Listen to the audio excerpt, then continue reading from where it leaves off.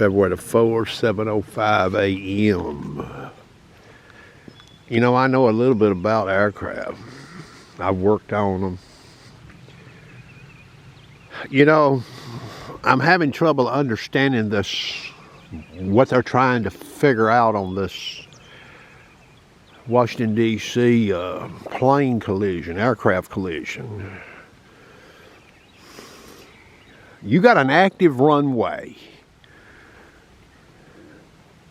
Shouldn't there be an exclusion zone on both ends of that runway for a certain distance? Now, I don't know how far. Should it be a mile, 2 miles? I mean, didn't this crash happen about a half a mile off the end of that runway? Shouldn't there be an exclusion zone? And what I'm talking about, an active runway, there should be an exclusion zone that extends out so far on each end of that runway, and not a damn airplane, helicopter, anything at any altitude should be crossing it. And no, you can't be playing with a damn 200, 150, even 300 foot of separation. You know, you're asking for the equipment on these aircraft to be dependable. And then you're expecting the people that's looking at it to be able to decipher it. So there should be an exclusion zone. What about the rest of these runways in this country? You got an active runway.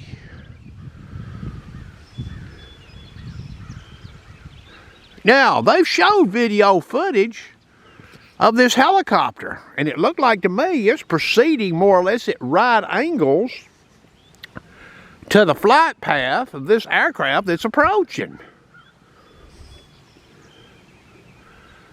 And this controller says, "Do you see such and such?" And I guess the reply was yes.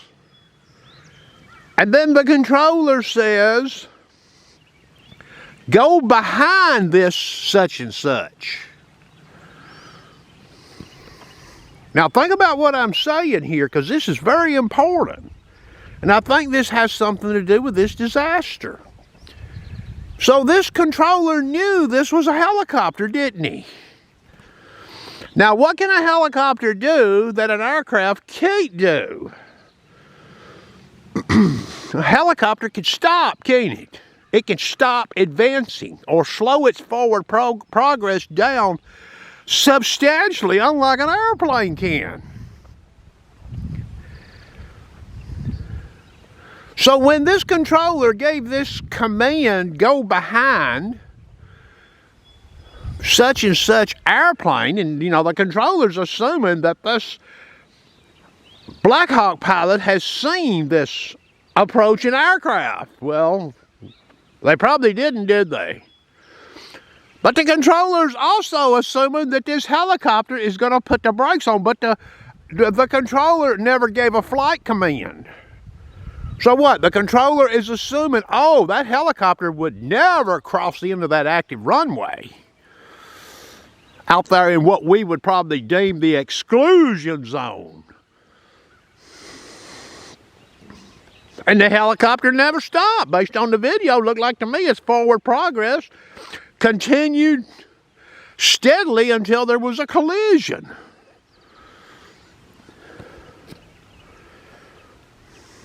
Yeah, you wouldn't even want to remember, an aircraft that's coming in could have a problem. Well, you don't ever want two aircraft hitting. You could have a plane crash. You could have that commuter plane could have come in too low. It could have lost an engine or something on approach and come in too low. And it may have crashed. Or maybe it would have been more of a control crash and you wouldn't have lost as many lives. But a mid-air collision, you know, you're talking about what? You're talking about impact. Direct impact. Unlike a plane maybe that's coming towards the ground and it's not falling straight out of the sky. But I've never heard anybody even talk about this. It's like, well, the controller, did he expect this helicopter to come hold up short of that active runway?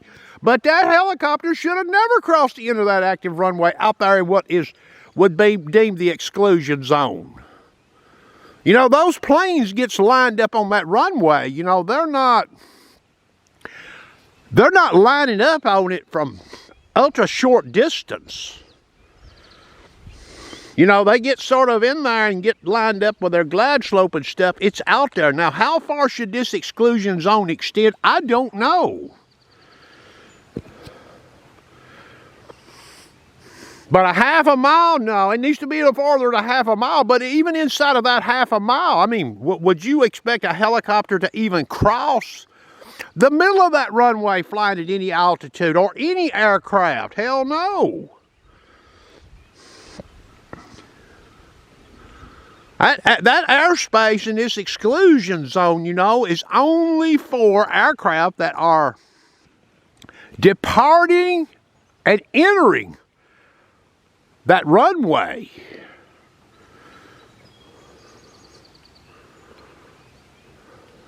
And that's how all these airports ought to be set up. You can't be sitting here letting little old helicopters fly. Oh, well, we'll keep them low. And we're going to let them go out there even in areas which would normally be beneath the glide path of an airplane approaching. But remember, you're also, you know, you're depending on the equipment to be working right and everything to be working correctly. And the pilot to be putting the plane where it's supposed to be. Well, if there's that exclusion zone and they keep themselves out of there, you would never have a collision in these areas, would you? That's going to conclude the video.